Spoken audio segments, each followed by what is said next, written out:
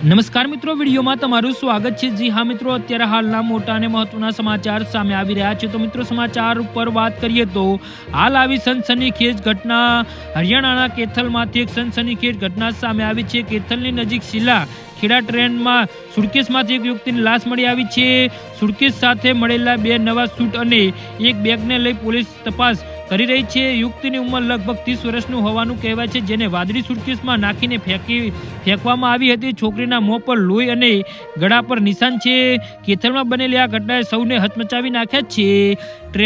ડ્રેનમાં લગભગ 30 વર્ષીય યુવતીની લાશ મળતા સનસનાટી ફેલાઈ ગઈ છે। લાશને સુટકેસમાં બંધ કરીને ફેંકવામાં આવી હતી। નજીકમાંથી પસાર થઈ રહેલા લોકોએ સુટકેસને જોયું તો તરત જ પોલીસને તેની સૂચના આપી। સૂચના મળતા જ પોલીસ ટીમ ઘટના સ્થળે પહોંચીને ડ્રેનમાં પડેલા સુટકેસને બહાર કાઢ્યો અને સુટકેસ ખોલીને જોયું તો તેમાંથી એક યુવતીની લાશ મળી છે। જો કે હજુ સુધી યુવતીની ઓળખ થઈ શકી નથી। પોલીસની ટીમ ફોરેન્સિક ટીમ સાથે ઘટના સ્થળે પહોંચી હતી। શંકા છે કે યુવતીની હત્યા કરી લાશને ડ્રેનમાં રાખવામાં આવી હતી અને અત્યાર સુધીની તપાસમાં સામે આવ્યું છે કે આ લાશ કેટલાય દિવસ જૂની છે। કૂતરાઓ આ સુટકેસને ખેંચી રહ્યા હતા। લોકોએ જ્યારે જોયું ત્યારે કૂતરાને ભગાડી પોલીસને સૂચના આપી હતી। લાશને પોસ્ટમોર્ટમ માટે નાગરિક હોસ્પિટલ પહોંચાડી છે।